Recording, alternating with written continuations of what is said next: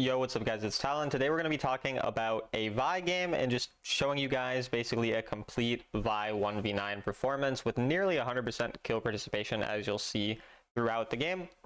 Initially going into it, pathing towards the Nami Misfortune because they're quite strong in the early game, and it's a pretty volatile lane into the Heimerdinger and Varus, and into Heimerdinger Misfortune does really well. So again, typically want to path towards a stronger lane. We're just going to talk about what my thought process would be throughout this video. Typically during the weekdays when I have classes, I mostly have, maybe 20-30 minutes to make a video, and so I pretty much will just be talking about some type of game. And again, on the weekends I might be doing more of those videos that you saw the last couple of days where I actually go over specific examples and whatnot. But again, here you just see us do a very simple path. We end up seeing that the enemy are already really low, and so I skip my Krugs. This is a very common thing you can do. If the enemy look gankable after you've done 5 camps, you can skip 1 camp and immediately look for a gank like you see me doing here. And through that, we're able to get a kill on the Heimerdinger. We would be able to kill this Xin Zhao here too, but our Misfortune decided she did not want to participate in the game. And so we get the first blood, we crash the wave, but the Xin Zhao obviously gets the counter gank off, and so it's not an ideal outcome. However, again, in terms of why we did that, we're pathing towards a lane that's stronger. We're looking for that dive because the enemy are quite low, skipping our camp so we can get there faster, which is why we're able to get there before Xin Zhao, get that gank off, and then again, just a little unfortunate sometimes our team will make incorrect decisions. But because they do that, I'm able to go back here, get my Krugs, and I know that the enemy have blown their flashes, and that the Xin Zhao probably won't continue to be here since he was here a bit earlier. He'll probably go back to his other side. So I can easily just click on the Heimerdinger with my ultimate. Nothing too complicated there. And we can continue to put our bot lane further ahead. Unfortunately, Heimerdinger, I think, doesn't die here because he's an annoying champion that somehow lives. But either way, we end up getting the enemy, the Varus here. And again, we put our teammates super far ahead, largely due to the fact that we skipped that 1 camp to get that gank off. That was really kind of the major decision. And again, the fact that we pathed towards the lane that we knew was stronger, sort of that decision led to us being a lot stronger. Now, the negative part of it is that we do get invaded by Xin Zhao. Nothing we can do about that, and I'm fine with that because we get an additional kill, and we knew we'd very likely get that kill if we ended up doing the pathing we did. Xin Zhao responds like normal, and so all we're going to do is we're just going to use the fact that he invaded to spend more time on the side of the map I was already playing, around the side of the map that I have that's stronger. I don't need to gank my Yone, who's not, super strong, not doing super well, anything like that. So I might as well continue to play around my bot lane, continue to just outpace the enemies in Zhao due to the fact that he had to waste time invading my blue side, which means he'll take longer to spend, or he'll spend more time on the other side of the map, which allows me to get this gank off. I'm able to get my ultimate to go through the Varus so that it hits Varus and Heimerdinger, and then we're able to get, again, another kill there. So in 4 minutes, I've already been able to gank 3 times on bot lane, and I've farmed all of my camps nearly as soon as they spawn, apart from the red or the blue side that got invaded. Again, just due to the fact that we make proper pathing, we skip 1 camp 1 time when we see a gank opportunity, we're paying attention to the lanes, and again, playing around those stronger laners, that's going to give you these types of opportunities. And so you can see here even, I end up looking for a regank. Now, why do I look here again? Well, it's very likely that Xin Zhao is going to be on his blue side ganking my teammates, and I want to protect them. Why do I know that? Because the enemy Xin Zhao started on his red, I started my blue, so we're going to be matched. He wasted a bit more time, not wasted, but used a bit more time invading my blue side because, again, I ended up ganking bot again. So I knew he was going to be a little later than me, and he has a slower clear than me. But by this point now, I still have some camps up here. He's definitely going to be on this side because we are matched. And so I want to make sure that I'm hovering to possibly get plates to see if I can gank and see if I can just stop my teammates from dying. I'm trying to get them to leave because I haven't spent my gold. And I want to spend my gold, of course, but if the enemy do end up coming, then I'm going to have to just, fight them, right? I don't really have a choice. But again, in this case, you can see we were indeed correct. Xin Zhao snags one of my camps, which was kind of mean of him, a little bit rude. But overall, we're just trying to mostly get recalled because we have our Trinity Force. We don't want to spend too much time on the map when we are weaker in terms of itemization.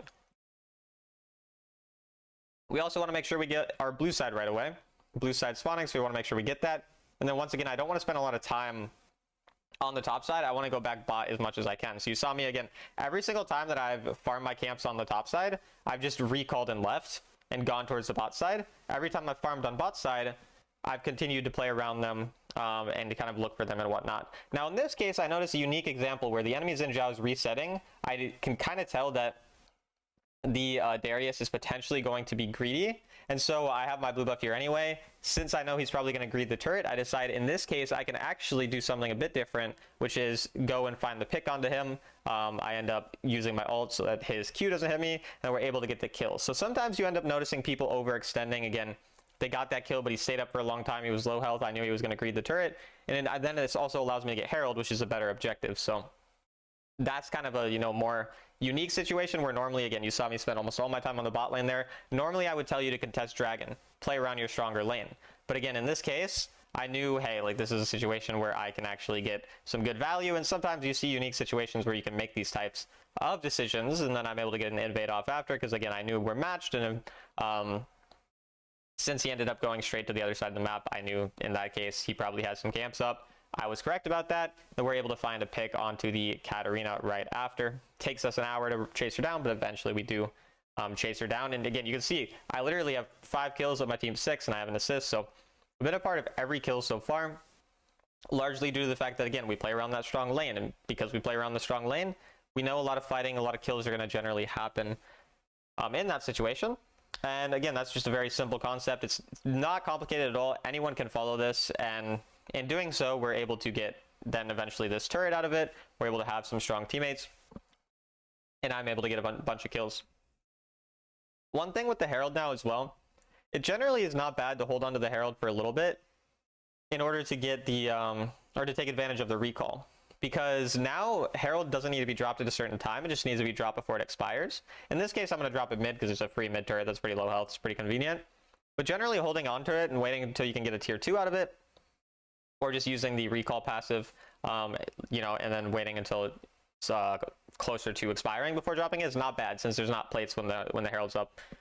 So that's just one thing random kind of to keep in mind. I don't really do it as much as I should. Honestly, I could take advantage of that recall more often, but it is definitely something to note. So at this point, we're just pretty much hovering, wait till our camps are up, farm our camps, farm a side lane, do whatever, get as much gold as I can, get random picks, and that's really all there is to it. So I see someone overextended in mid, I wait until he flashes, and then I end up chasing him down. So we end up getting the double kill here. Again, the main I want to talk about something mechanically here, and then I also just want to talk about the decision making.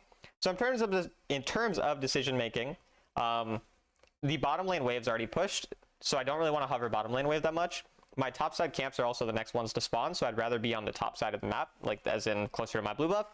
And then my Yone is not very strong, and Darius is a pretty hard champion to pick off. So hovering mid, when they're especially on a mid wave, so very often you can look at like the wave position to see when a fight's going to happen. So since we see that the wave is about to come towards mid, oftentimes that means the enemy are going to go on the mid wave. And so because of all those reasons, the fact that my Yone is recalled, the fact that Darius is a lot stronger, and the fact that, again, the mid wave is coming, whereas the bottom lane wave is way too deep, means that I likely want to hover here.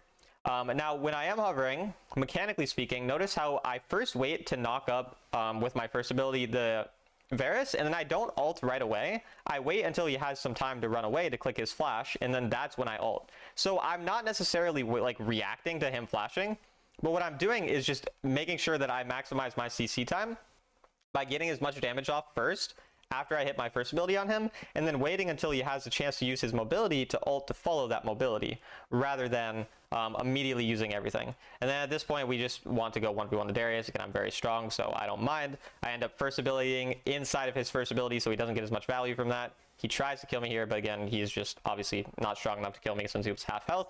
And at this point now, again, we are 8-1 and 1 literally 100% kill participation. Every kill that happens, I'm a part of. Mostly the one getting the last hits on the kills as well. And these are the types of games that sometimes Vi can have because of how fast-paced she can play the early game, how many ganks she can get off, how good her clear speed is. And at this point, we just want to recall and spend our gold. Obviously, very important to make sure you're continuing to spend your gold when you're getting all these kills, getting all this gold on the map. You don't want to be sitting with 3,000 gold in your pocket, losing fights because of that type of thing. And then again, all I'm doing is I'm clearing my camps and I'm waiting until someone overextends. This champion is very straightforward to play. Again, I wait until she uses all her mobility, and then I was going to ult to follow. She got slightly out of range, so I wasn't able to because the Heimerdinger showed up. But you saw the exact same concept. Get all my damage off, and then ult after. Sometimes they escape really quick. Katarina is really good at escaping quite quickly like that. But we still got her flash, so we're totally happy with that. We don't need to get a kill out of every scenario in order to, you know, be happy with it or anything like that. And once again, all I do is I farm my camps, I'm paying attention to where the enemy are located, and when I see an angle to pick them, I look and I hover, again, a lot of times looking at when there's a wave. So here, there's not really a wave, they don't have a reason to yet go forward. But in the next 5 seconds, 10 seconds, when this wave shows up, that's now when it would make sense for the enemy to possibly go forward.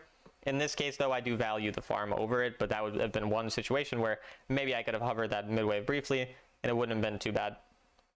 At this point, though, the team is kind of, pretty deep. I'm trying to make sure I just hover. At this point now, we kind of hit the next phase where now there's an objective. So you saw before an objective, all I was doing, my camps are up. I'm on that side farming them for the most part. And then I look at the waves and see who looks pickable. If I can find a pick on someone, great. If not, it's fine. I don't need to get a pick. I can just farm, and that's okay. And then now at this point, the objective's spawning. So I want to value, whichever objective I think is easier to contest. And so usually I want to control mid-wave in order to contest that objective, which is why we go on mid. We try to get control of that bush and everything. And then at this point, again, we're just looking for some type of pick on the enemy, seeing if I can catch anyone out. Again, just looking for first ability, whatever I can, waiting until someone overextends, and kind of hovering the side of the bush of whichever objective I want to go, which again was mostly the top side, since the Baron is more of a worry compared to Dragon. And then again, here we go for a pick. So I think this is also a really important thing to note. Right now, Baron is more valuable than Dragon, so I can't give up Baron, but I can give up Dragon. Giving up a second Dragon doesn't do much. Giving up a Baron obviously makes it very hard to win. And then here, my voice just cracked. Ignore that, chat. That didn't happen. I can see the enemy are going for the Dragon. And so because they're going for the Dragon, I want to take this time to pick someone on the other side of the map and then get control over the Baron, which is a more valuable objective, especially because my teammates are dead, so I can't contest the Dragon, or else I would die. So instead, we look for a pick here. And I assume we're able to catch out the Darius. I don't really remember, but I'm assuming we're able to get the kill on him, since he is obviously 1v3. But we do end up getting the kill on him, and now we can use this numbers advantage to then get control over the Baron. So we're able to push this kind of numbers advantage into a lot more, whereas again, the enemy, all they got out of their numbers advantage was a Dragon, instead of what they should have been doing, which was hovering the and then here again, we just mechanically play that really well. Not too much to talk about. Q flash onto someone who's low, and then ult onto the Katarina afterwards. So again, you can see I'm usually not using my ultimate and my first ability at the same time. Usually using them as two separate forms of mobility for the most part. Obviously depends on the specific game.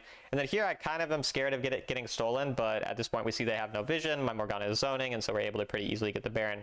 And so again, you see we leverage the fact that we could create a numbers advantage on the top side to pick the Darius, which in turn then let us leverage another numbers advantage on the mid lane, get picks there, and then that leads to the Baron. Whereas again, the enemy used their numbers advantage very poorly, going for the Dragon, which is really not an objective that matters, and they just overvalued that. And it's a very common thing where a lot of junglers overvalue the Dragon. As you saw here, we have proper prioritization of the objectives that are more important, and that leads again to us being in a very good position. Still 100% kill participation, hard carrying this game at this point. I have 12k gold, way more than basically anyone else in the game. I don't think anyone else is even at 10k quite. And so yeah, now I'm just farming. So a lot of people also, I think, kind of, they ask me and they wonder about how to use Barons. Some people are like, oh, as a jungler, do I just want to hover my laners and help them with the Baron?